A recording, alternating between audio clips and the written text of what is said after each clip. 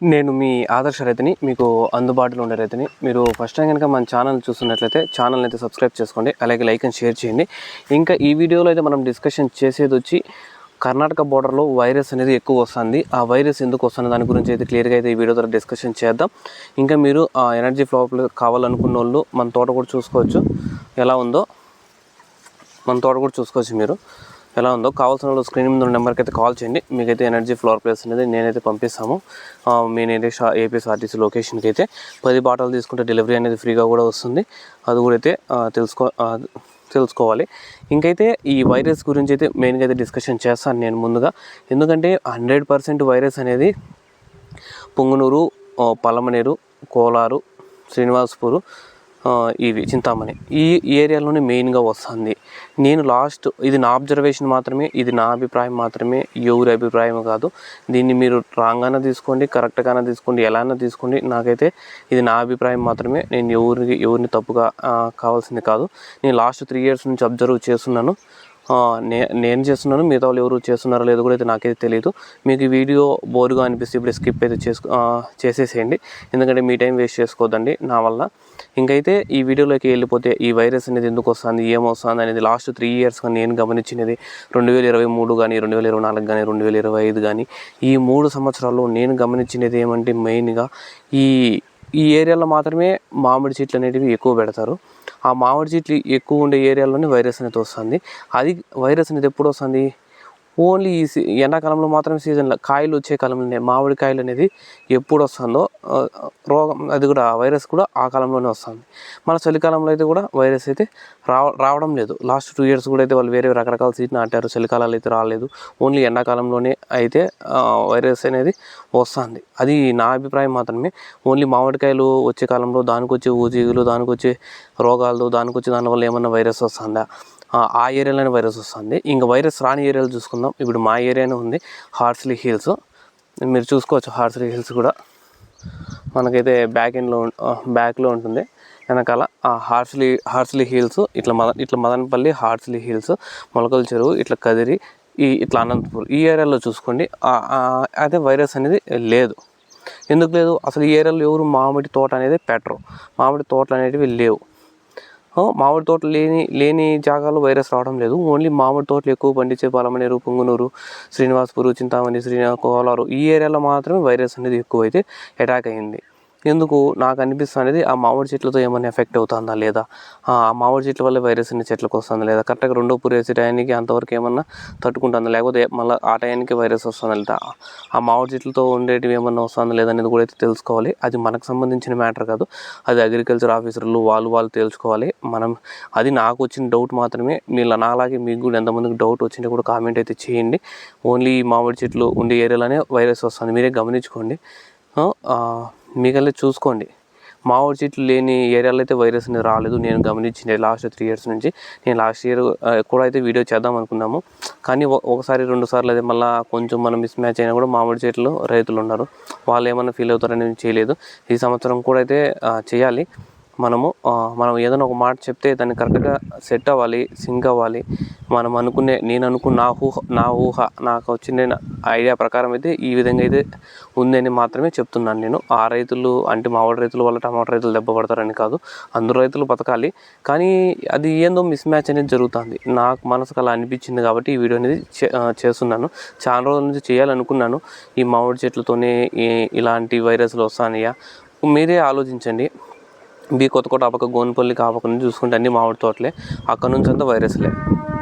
ఇక్కడ కొత్తకోటకల్ నుంచి ఈ పక్కలో చూసుకుంటే కొత్తకోట గట్టు, ఇట్లాగా మా ఊరు సైడ్ గోల్లపల్లి, హార్స్లీ హిల్స్, అంగళ్ళు, కురబలకోట, ఇట్లా తమ్మాలపల్లి, ఈ మొలకల చెరువు ఈ ఐడియాలో చూస్తే వైరసే లేదు. అసలు మామిడి చెట్లే లేవు. మామిడి చెట్లు లేనికల్లా పంట అనేది బాగా వచ్చింది. మామిడి చెట్లు ఉండేదానికల్లా అయితే పంట అయితే సరిగా రాలేదు. పంటలు రాలేదు, వైరస్ రాలేదు.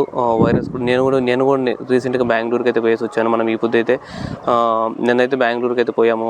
మీకైతే తెలుసు బెంగళూరులో నేను ఇక్కడ గోన్పల్లి కాడ నుంచి స్టార్ట్ చేసుకుంటూ రోడ్డు పక్కన ఉండే ఆకులన్నీ ముడత పట్టిపోయినాయి.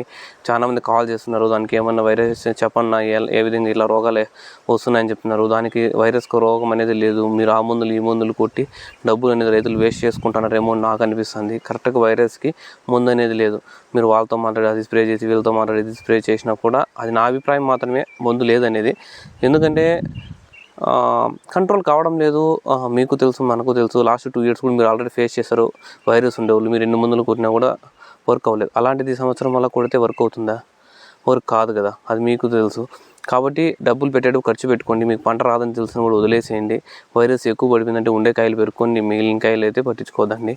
అలా అయితే ప్లాన్ చేసుకోండి అంతే. డబ్బులు ఊరికైనా రావు.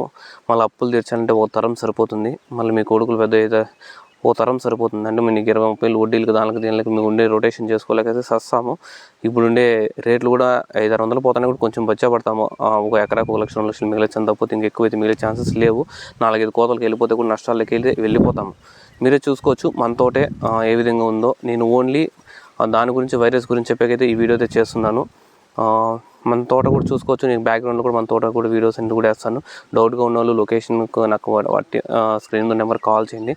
లొకేషన్ కూడా పంపిస్తాను. వచ్చి మన తోట చూసుకొని పోదురు. మళ్ళీ మీ తోటకైతే వదులుకుందరు ఎనర్జీ ఫ్లవర్ ప్లస్ అనేది కూడా. ఇంక ఇది వైరస్ గురించి. వైరస్ ఎందుకు వస్తుంది, ఎలా వస్తుంది, ఎప్పుడు వస్తుంది, ఎలా అటాక్ అవుతుంది, మనం ఏం చేయాలి, దాని ప్రికాషన్స్ ఏమి, ఇలాంటివన్నీ అయితే మనకైతే తెలియదు. కరోనా వైరస్ ఎలా వచ్చిందో అలా అయితే వచ్చేస్తుంది. అది ఎలా ఒక తోట నుంచి ఇంకో తోటకి గ్యాల్లో వెళ్ళిపోయేది కాబట్టి, కరోనా వెళ్తే గ్యాల్లో వెళ్ళిపోయిందో అలానే వెళ్ళిపోతుంది కాబట్టి దాన్ని ఎవరు కంట్రోల్ చేసేది స్టాప్ చేసేదానికి అయితే ఛాన్స్ ఉండదు. ఒక బస్సులోనూ లారీలోనూ విమానంలోనూ వస్తే స్టాప్ చేయని గ్యాల్లో వచ్చి దాన్ని ఎవరు స్టాప్ చేసేస్తారు.